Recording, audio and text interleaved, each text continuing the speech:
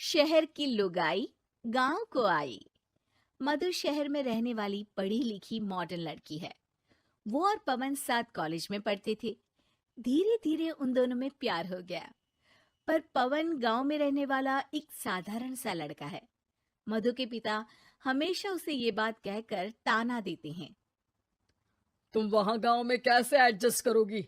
शादी करके तुम गांव तो चली जाओगी, पर अपनी सारी मॉडर्न सोच और चीजें यहाँ शहर में ही रख कर जाना।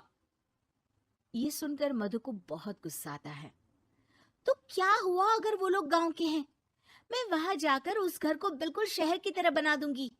शाम होते ही मधु पवन को वीडियो कॉल करती है। अच्छा हुआ तुमने वीडियो कॉल कर लिया।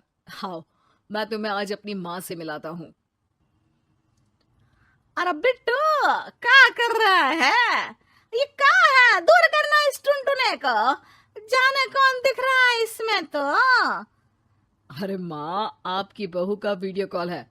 आप इसमें अपनी बहू से आमने सामने बात कर सकती हैं। नमस्ते माँ जी, कैसी हैं आप? अरे जेका, ये बहू ने अपने कानों में क्या लगाया है? जो कैसे झुमके हैं? झुमके नहीं माँ जी, इन्हें ईयरफोन्स कहते हैं। इससे सामने वाले की आवाज और अच्छे से आती है। मैं आपको भी ला कर दूंगी। अरे नहीं नहीं, हमें नहीं ना चाहिए। हमारे कान बिल्कुल ठीक है। हाँ। माँ जी की ये बातें सुनकर मधु को अपने पिता की बातें याद आ जाती है और वो उसी वक्त ये ठान लेती है कि वो अपने ससुराल को एकदम मॉडर्न ससुराल बनाकर रहेगी। कुछ दिन बीत जाते हैं। पवन और मधु की शादी हो चुकी है।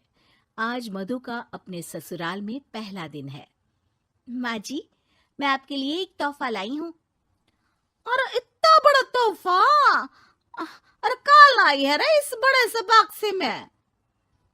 मधु बॉक्स खोलती है। ये क्या है? ये वैक्यूम क्लीनर है।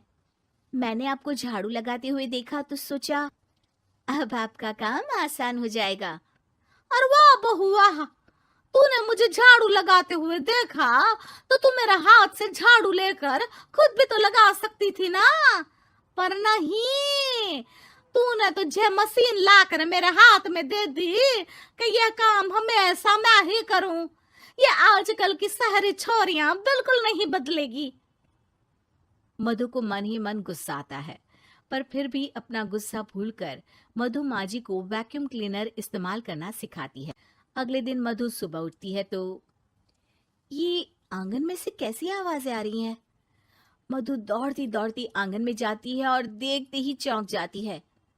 अरे माँ जी, ये आप क्या कर रही हैं? और वो कहा है ना, सुबह मैं जब कुएं से पानी निकाल रही थी तो मेरे कान की बाली उसमें गिर गई थी। तो ये तेरा वैक्यूम ना सारी चीजें अपनी तरफ खींच लेता है ना, तो मेरी बाली भी तो निकाल ही देगा। उसी की कोशिश कर रही हूँ, पर न जाने क्यों अब ये चालू ही नहीं हो रही तेरी मशीन। अब वो चालू होगी भी नहीं। पर अब कुएं में से पानी निकाल क्यों रही थी? अरे कमाल करती हो ना बहू। पीने के लिए पानी क्या तेरे मायके से लाऊं मैं? अरे कुएं से ही तो निकालना पड़ता है। हाँ, पीने के लिए पानी, और वो भी कुएं से। मधु दिमाग लगाती है और थोड़ी ही देर में घर में वाटर प्योरीफायर लगवा देती है। ये देखिए माँ जी, इसमें बस एक बार पानी भर देंगे तो नल में पानी साफ होकर बाहर आएगा। अरे वाह रे बहू, ये तो बहुत ही बढ़िया चीज है। रात हो जाती है। मधु जैसे ही प्योरीफायर का नल चालू करती है तो वो अचानक से फट जाता है और सब जगह पानी पानी हो जाता है। अरे ये क्या हुआ? ये क्या हो गया? मैंने तो बस इसमें उबला हुआ पानी डाला था, ये इतनी जल्दी खराब हो गया। अरे ये सारी शहरी चीजें सब ऐसी ही होती है कबूरी। क्या आपने इसमें उबला पानी डाला था?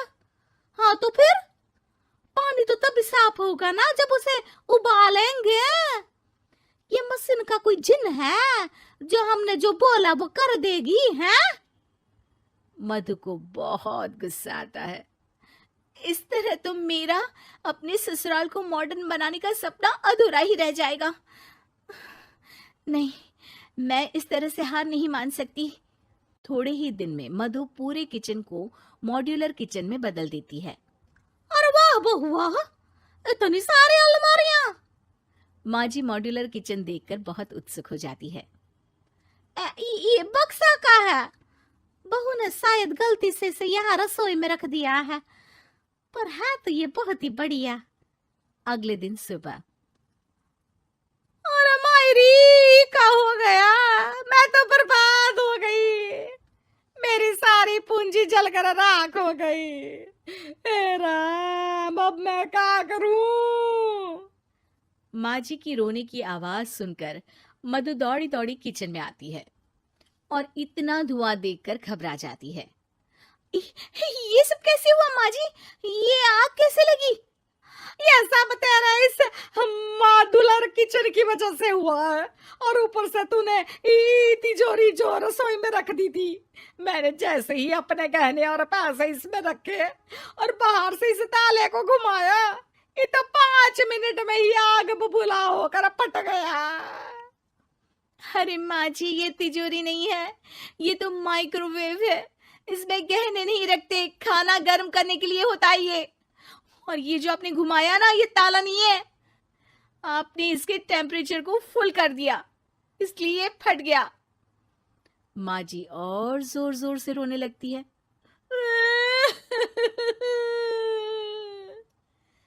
मधु सर पीट लेती है और कसम खाती है कि अब ससुराल को मॉडर्न बनाने की कोई कोशिश नहीं करेगी। मुझे माफ कर दीजिए माँ जी, आप जैसी हैं वैसी ही ठीक है।